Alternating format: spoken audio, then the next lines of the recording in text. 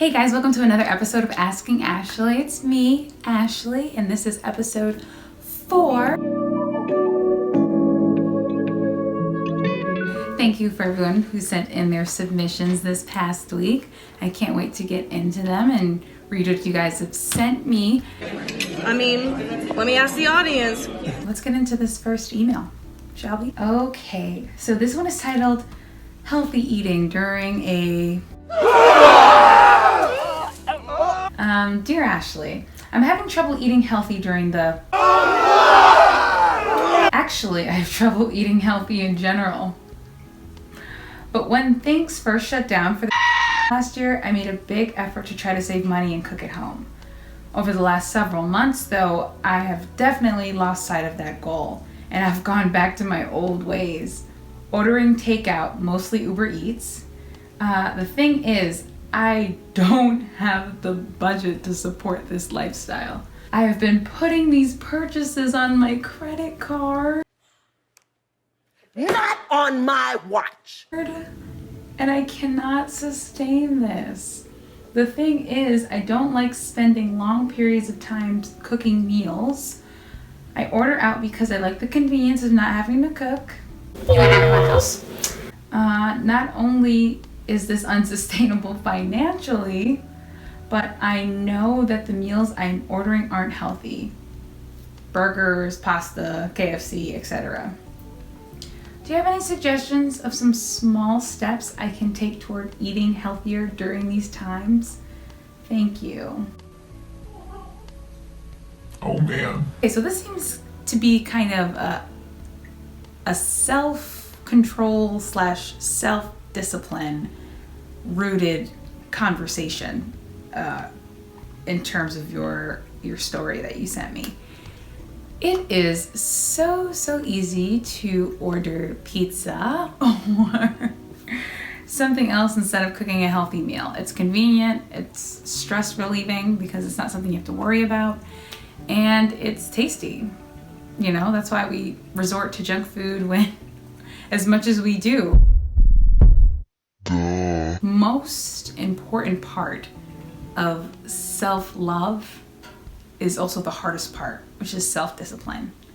You've gotten into some financial troubles because of your eating habits, and that is such a spiral because of one issue that hasn't been maintained. It's getting larger and now circling into other areas of your life. So that's a bit concerning for sure. My first piece of advice is to delete those apps Off of your phone. Oh, God! Every single one of them. Any app that you can order food on, you need to delete. And if it makes it even easier, remove your card information from those apps as well. Just so even if by some terrible string of events, you find yourself on one of those food ordering apps again, you have to go through the trouble of re-entering your information or something like that. So if you can delete your account or finesse that some way where it's a little bit harder for you to have access to that convenience, and do it now. Please, God, do it now. Second would be for you to change how you think about cooking. You seem to completely despise it, which is, you're right. You don't have to like cooking, but it's also an important part of taking care of yourself, is being able to make a meal. Even if it's not decadent, it has to be,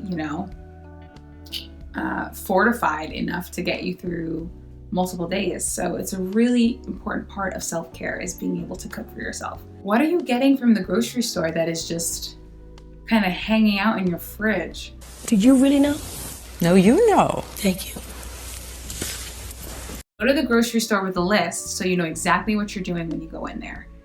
And you don't kind of dilly-dally around, because I find that it also contributes to that confusion in the grocery store, contributes to the confusion when you come back home and you're saying, it seems that I only have junk food and I don't have much to eat. and then you order food again. So make sure the things that you're getting from the grocery store are able to sustain you throughout the week or until your next trip. Get things like rice, vegetables, fruit, pasta. Meat and fish. And those are some of the things that you mentioned in your list of things that you are ordering. pasta. There's so many ways to do pasta healthy, and it's something I think everyone can do, especially like a pasta salad. And you don't necessarily have to cook the accoutrements. Oh my God, please just say side dishes. These meals. There's ready done food that you can put together and make a meal for yourself. So it's all up to creativity. So you need to start getting things that are already made from the grocery store, so you're spending a lot less time in the kitchen and making that experience a little more entertaining for yourself. Try not to make it into a chore. It's like cleaning. No one really likes cleaning, so we bump on some music or put on something that we like to listen to, maybe call a friend while we're doing it so it goes a little faster and it doesn't seem like so much work. It's one. Delete those apps from your phone. Effective immediately. They're not doing you any good and you're racking up a bit of debt over it. So don't start a bad habit like that, because boy, can it spiral into other areas of your life if you don't take care of it. 2 would be to make sure you make a solid list at the grocery store so that when you go in, you have a plan of attack. And 3, make cooking exciting. Get excited to try new recipes. Try or lean into things that you're already ordering, but find a way to make it at home. There's just a lot more options when you're doing it from home. So you can still enjoy those same things. You can make burgers. You do not have that McDonald's money, and it's gonna okay? be healthier than ordering burgers from anywhere else. You can get the patties. You just gotta get creative. You're having a creative block when it comes to food, and this anxiety around cooking is probably worse than actually cooking. So that's my advice for you. Good luck. Yeah, on to the next dilemma. This one is titled Dating. I would love to hear your thoughts on dating in the advice for dates, ideas, how to approach the first date how to avoid dates now feeling too friend zoned with social distancing, FaceTime, do's and don'ts. Thank you. So this is definitely a question a lot of people are asking right now, because they still want to put themselves out there, but they want to do it in a safe way that doesn't feel too clunky and awkward. The face mask and the don't get too close, then kind of feeling. This might be controversial to say, but I don't think it's that much different than normal dating. Only because the earlier that you share what you're uncomfortable with in terms of interactions and your feelings towards certain activities. Right, activities. The better the conversation often goes. FaceTime dates can be fun. It's all about how creative you can be with it. You don't have to make it as simple as staring at each other from either side of the camera. So you wanted date ideas for this era that we're in. I think you can still do most dates, but you gotta be a little more creative. I'm not sure where in the country you are, but some places do have open restaurants. So if you're comfortable with that, you could maybe still grab a bite. If not, if you have to do a FaceTime version of that, you can order from the same place for a sense of closeness and try something new together. You ain't got the answers, man. You ain't got the answers. Yeah, all this stuff sounds really awkward and like a bad idea.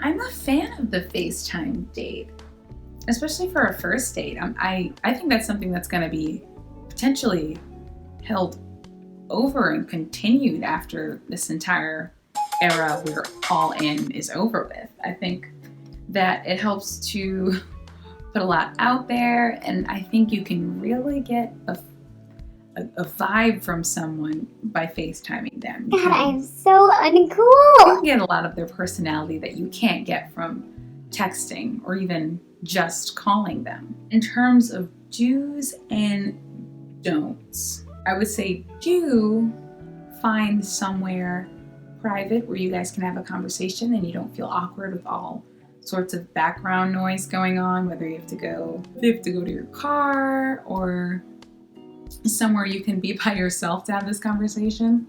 I think that's going to be helpful. Don't multitask. I would say, and I've been guilty of this myself, when you're FaceTiming someone and you're doing 1,000 different things when really they just want to talk to you and get to know you, don't be doing the dishes or cleaning up around the house or anything like that in the background when you're really supposed to be getting to know somebody. I would say do look presentable. Even if you're at home and it's business on top, party on the bottom, or whatever. Nobody says that. Nobody. Do look presentable, put your best foot forward if this is your first date with this person and it's over a FaceTime situation.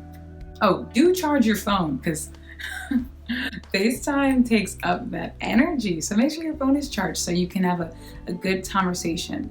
And do place a time limit on it. I know typically when we're going out, there's a sequence of events where it's easier to cut the date short. But, place a time limit on it and say, okay, I only have about an hour, but I really want to get to know you. Let's have a chat over a drink and some dinner kind of situation. Yes. If you are not comfortable going out with someone who you don't know what their status is and things like that, then don't do it. And also, if you find the FaceTime dating awkward or social distancing, friend zoning, then maybe don't do it. Don't do anything you're not comfortable with. I hate to say it. Hates to say it, but says it anyway. But maybe you should take a hiatus from dating if all of this stuff is too uncomfortable for you and you don't want to put yourself or the health of other people who you care about or may be living with in danger. This is a hard one. I'm not going to lie. This one has the wheels turning a little bit. Keep it simple. Don't make it too extravagant, and make sure you guys are both on the same page about what you're comfortable with in terms of dating. And that might also make people not want to go out with you because you don't want to do the things that they want to do because you're more interested in being safe. So be aware of that and let it be like water off a duck's back, And if they don't agree with that, then maybe they're not a person who you should be dating. If they're unable to respect your boundaries, then maybe that is an answer that you guys aren't very compatible. So there's that. There's nothing I can do to make this experience of yours feel less friend zoned or because of social distancing. It's just the reality of the situation and you're just gonna have to deal with it like the rest of us. It might be a little awkward, but you're getting to know someone. It's gonna be awkward already, so. What's a little more awkward on top of the existing awkward that you kind of have to deal with in those first couple dates? So, yeah, don't necessarily do this figuring out process by yourself. If you're dating someone else, pitch it back and forth, have a conversation and say, I don't know if I just want to FaceTime, but maybe we can do something interesting or add an interesting element to going on a walk somewhere or whatever you're choosing to do. And then, work with this person to see what you guys both like to do. So don't just put it all on you. You can ask them as well. So. Seems I forgot to record an outro. Amazing. So, as per usual, thank you for everyone who sent in their submissions this week. If you would like to send in your submission, please go to askingashley.com and submit your story. So don't forget to take care and take care of each other. Okay, bye.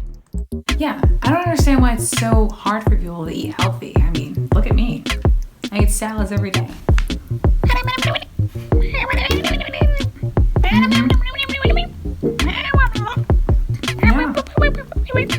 Eating healthy is like self-love. Yeah. Oh yeah, that's why I give the advice, you know, because I practice what I preach. Yep.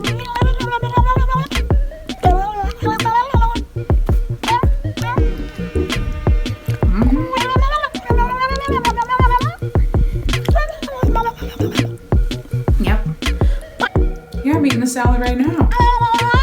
It's delicious. It's got salmon, cabbage, carrots. You know the works. Little duck sauce for some zest. Yeah. You know me, Little Miss Salad.